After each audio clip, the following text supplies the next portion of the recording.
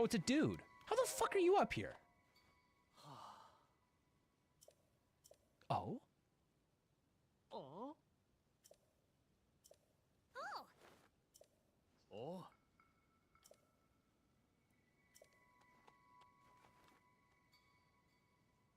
Ah. That looks like a long fucking climb, though.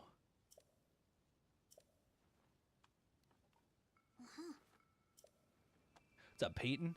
Is it real stinky dog hours? Yes. Yes, it is.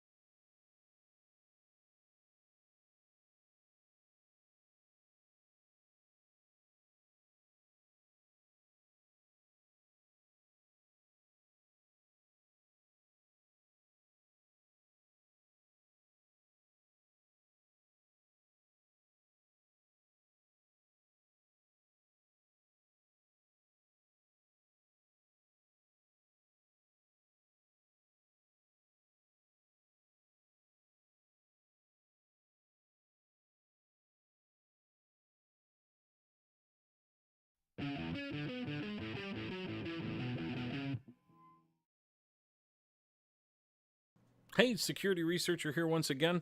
Thanks for checking out my video. Today we're going to talk about stingrays.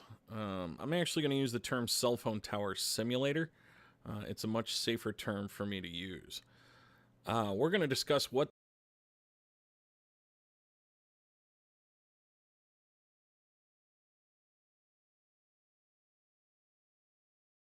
As your consciousness shifts and you reach a higher level of awareness, you will transition from the 3D to the 5D. This is what living in the 5D will mean. Number 1, higher consciousness. You will experience a heightened awareness of your spiritual nature and a stronger sense of unity with all living beings. Number 2, time and space. Time will become more fluid, and you will have a greater ability to exist in the present moment. Number 3, heart-centered living.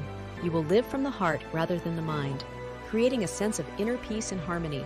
Number 4, unity consciousness. Individuals will recognize the interconnectedness of all life, promoting cooperation, collaboration, and a sense of oneness with the universe. And finally, number 5, manifestation and co-creation. In the 5D world, you will have an enhanced ability to manifest your desires and co-create your reality due to higher vibrational frequencies and understanding the power of positive thinking. As your consciousness shifts and you reach a higher level of awareness, you will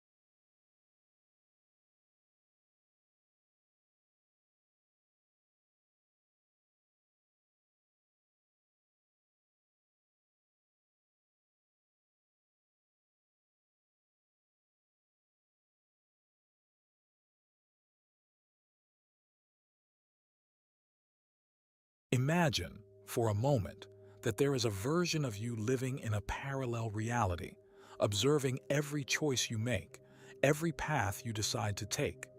What if this version of you, existing in a different timeline, is trying to communicate, sending you signs? The idea of parallel realities may sound like a science fiction movie, but quantum physics reveals that the reality we perceive is just one of infinite possibilities. Every decision you make, every thought that crosses your mind, potentially aligns you with one of these countless realities. In each of them, there is a version of you, some living extraordinary lives, others facing unknown challenges. But all these versions share something in common, a deep and invisible connection with you. But what if you could consciously tune in to these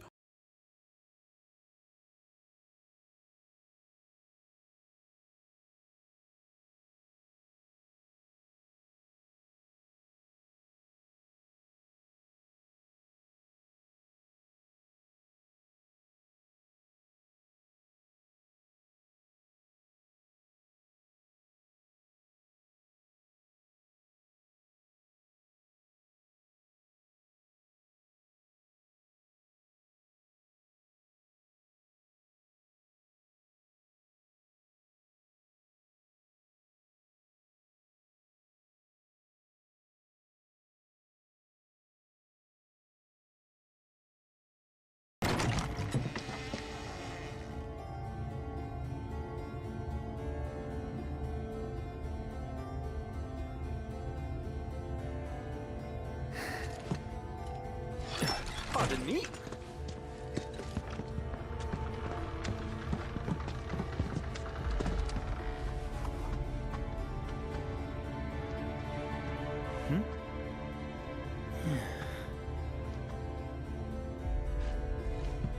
The core's a bit grim, no?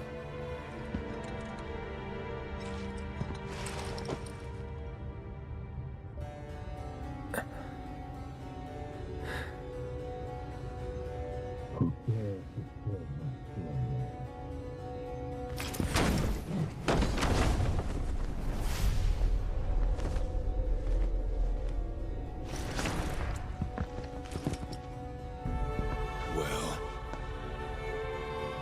Doesn't matter. Who are you? Vincent Valentine.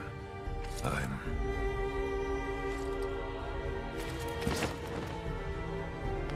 security. Why are you here? Be brief. Your terminal.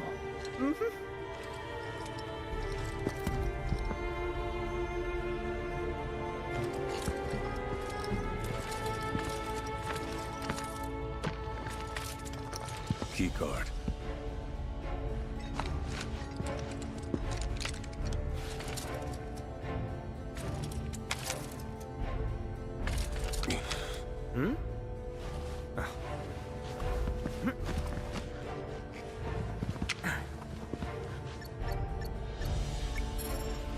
There.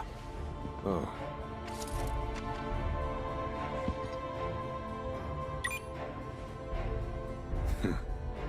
You have the authorization, at least. Oh, great.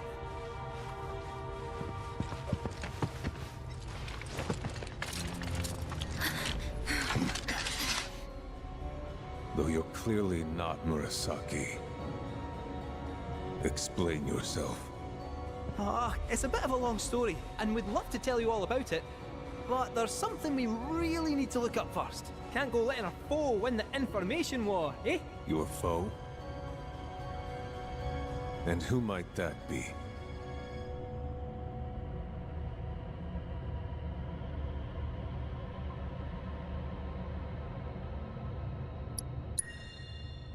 A man who many people, myself included, once called a hero.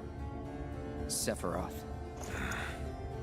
He's insane, and he's after something so powerful, he could destroy the planet, unless we stop him. I see.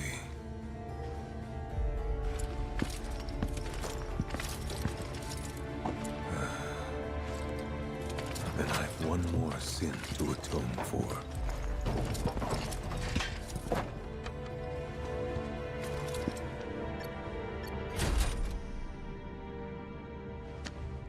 The room is unlocked.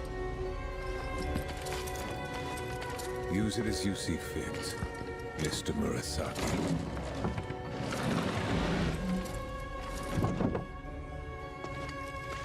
Don't mind if we do, I guess.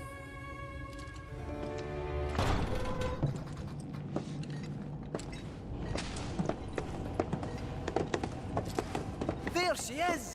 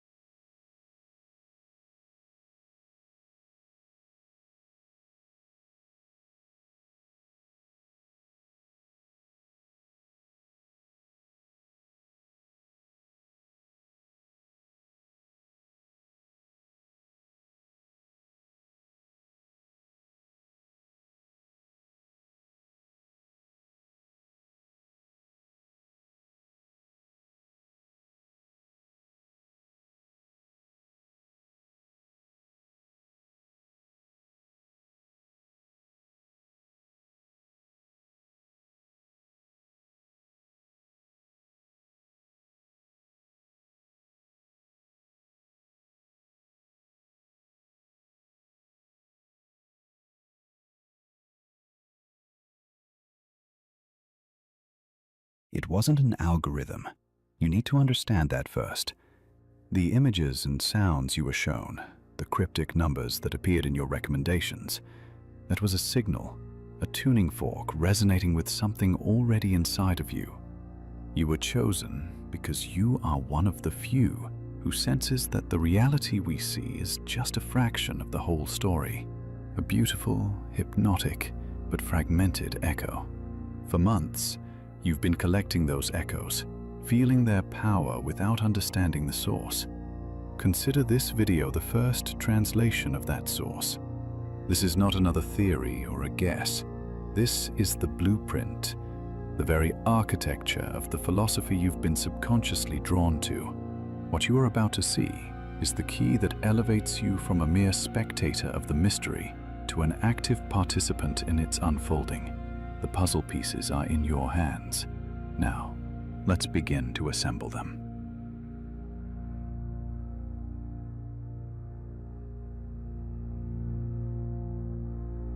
All right, let's talk about something a little mind-bending.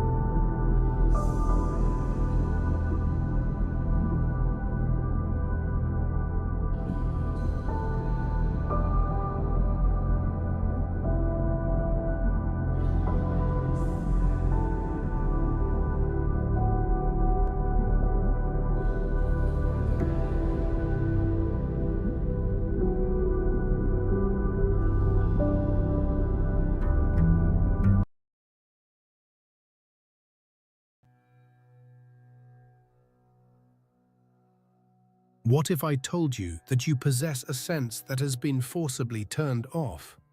A true sixth sense, which has nothing to do with seeing ghosts, but rather with the ability to decode the secret language of our planet. The proof is that right now, the trees around you are transmitting information, sending alerts, and sharing ancient wisdom through a frequency you've been conditioned to ignore. Only 1% of humanity can still hear this conversation, but that's about to change. Because what they've hidden from you is that this isn't a mystical ability, but a biological technology dormant within your DNA.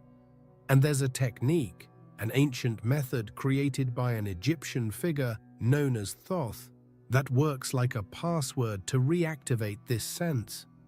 I'll show you the first practical step of this technique right now, something you can do today, but I need to warn you, once you open this channel, your perception of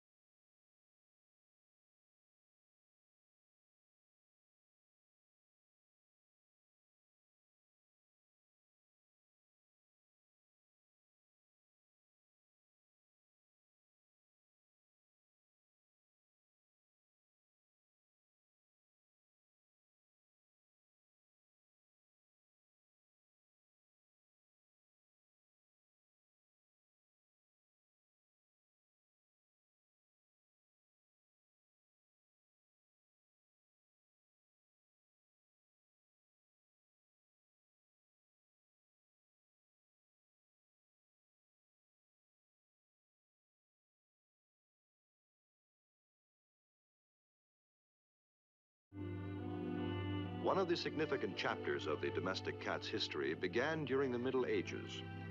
By this time, he was a common household pet in all the great cities of Europe. A cat sunning himself on the window ledge was just as familiar a sight as a flower pot. But the cat was never a freeboarder. He paid well for his keep in terms of service to mankind. His contribution was so great that it actually changed the course of human history. Through the centuries, man's very existence has been continually threatened by a treacherous and deadly enemy, the rat. These destructive and vicious rodents swarmed the cities, devouring vast food supplies and spreading the Black Death, the dread bubonic plague. a disease so deadly that at one time a single epidemic wiped out 1/4 of the population of Europe. Thus, the rat has killed more people than all the wars in history. Man's greatest single weapon against this army of death and destruction was the cat. For he was naturally equipped for hunting in the dark underworld of the rat. On velvet paws, he moves in silence. His sensitive whiskers act as antennae to feel his way through the darkness. The pupils of his eyes expand to take in every particle of light. With lightning-fast reflexes, he strikes swiftly.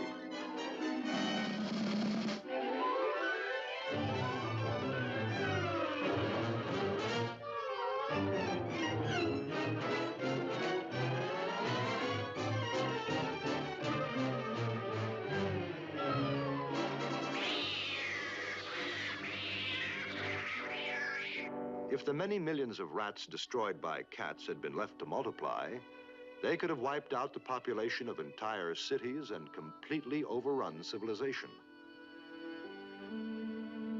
But the cat was not always rewarded for his great service to mankind.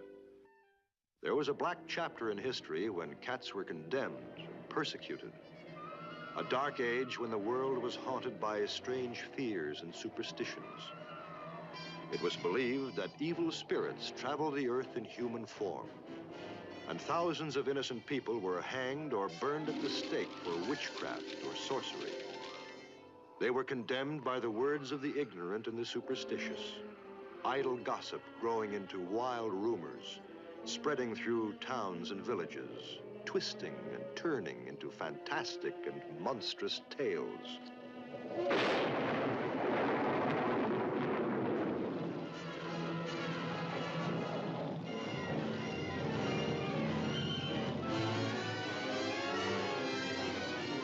It was commonly believed that storms were caused by people who possessed supernatural powers.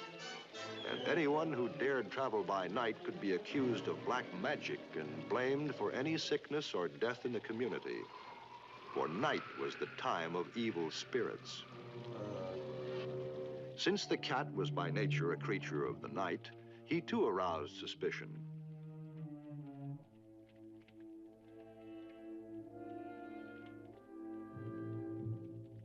Many believed that his silent and mysterious ways were the ways of evil spirits, and that his steady, soul-piercing gaze must be the look of the devil.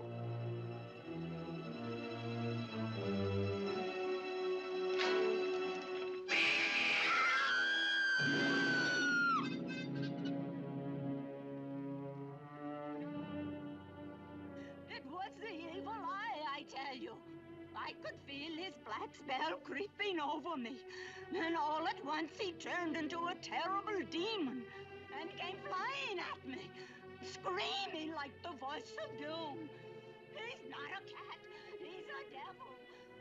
Through no fault of his own, the cat, which had once been worshipped as a god, was condemned as a devil and blamed for the evils of the world.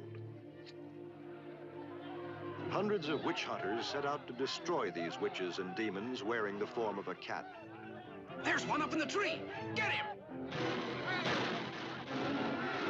Hey, there he goes!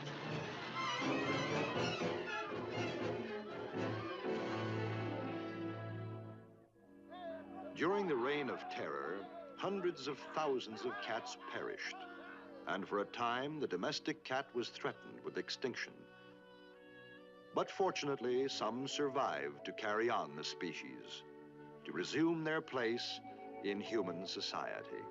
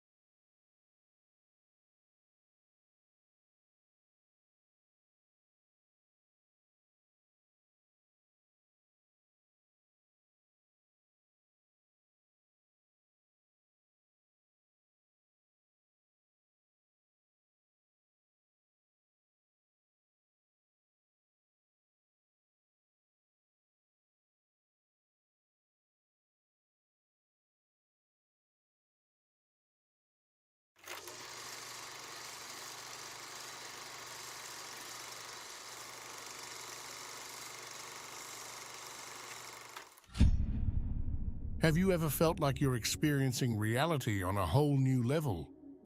You may not be aware of it, but you might be living in the fifth dimension without even knowing it. Keep watching, and you'll find out the remarkable signs that you're already living in the fifth dimension. Have you ever found yourself lost in a dream so real it feels like another world entirely? In this dimension, dreams take on a whole new level of intensity. They're not just fleeting images or random scenes, they're immersive experiences that invite us to explore realms beyond our waking consciousness.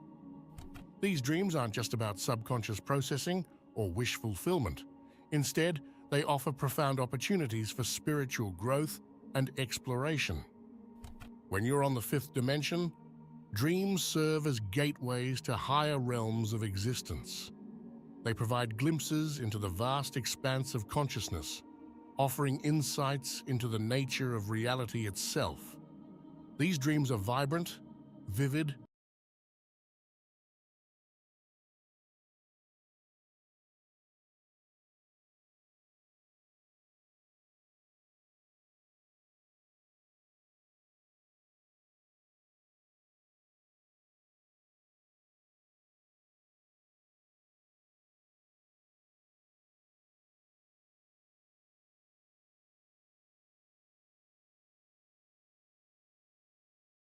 We are living through a quiet yet radical transformation, an exodus not of bodies but of consciousness. Across the world, psychologically mature individuals are disengaging from the central structures of modern life. This withdrawal is not marked by protests, manifestos, or revolutions. It is silent, personal, and deliberate. They are not retreating because of failure, bitterness, or misanthropy. Instead, they are stepping away because the mainstream world has become too shallow, too unconscious, too hostile to authenticity. To remain fully immersed in its machinery would be to violate their own integrity. Carl Jung foresaw this phenomenon. He described a crucial stage in individuation, the lifelong journey toward wholeness, where a person's expanding awareness makes participation in the collective unconscious not only frustrating but psychologically unbearable. He called it the necessary withdrawal. What we are seeing today is this archetypal process on a mass scale, an exodus of the conscious from the unconscious. It is not collapse, it is evolution. This essay explores this shift through 6 stages: the mechanics of the collective unconscious, the death of the persona, the burden of heightened sensitivity, the energetic cost of consciousness, the necessity of the hermit phase, and finally the return, when the withdrawn re-emerge as guides and builders at the edges of society. Society as a theater of the unconscious. To understand why so many are withdrawing, we must first understand what they are leaving behind. Jung taught that beneath our personal unconscious lies a collective unconscious, a shared reservoir of archetypes, myths, and instincts. Ideally, culture helps us bring these archetypes into conscious form through art, religion, and community. But when society itself is unconscious, when it forgets its myths and refuses its shadows, it devolves into autopilot. This autopilot is powered by shared delusions, unquestioned beliefs about progress, success, and morality that no one dares examine. Mass projections, our own disowned shadows flung onto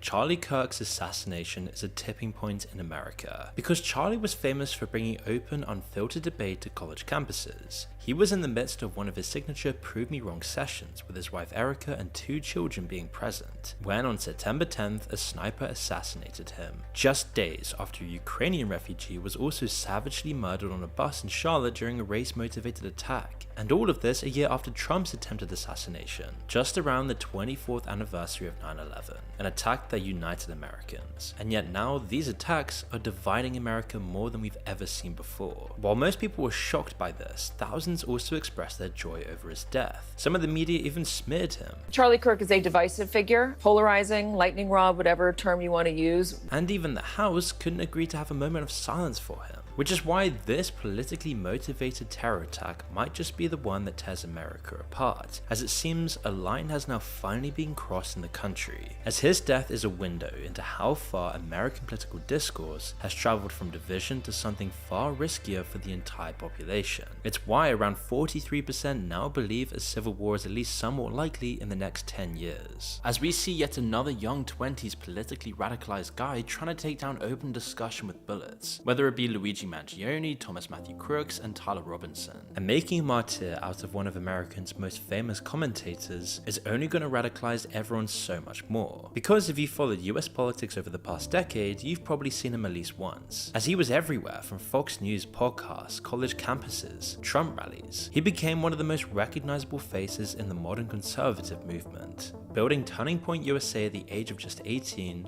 into a massive operation by the time he died, with $55 million in annual revenue and over 350 full-time employees. Most people knew him for those campus debate videos where he'd sit at a table with a prove me wrong son and argue with college students. The clips went insanely viral, and on that Wednesday afternoon in Utah, Kirk was doing exactly this, something he'd done hundreds of times before. He was about 20 minutes into a session when someone decided the conversation was over, with a clean shot from 200 yards away straight into his neck. Quickly following this, President Trump ordered US flags at half-staff and called it a dark moment. And in the first few hours, we did see some genuine humanity shine through the shock. People who disagree with Kirk politically still offered genuine condolences.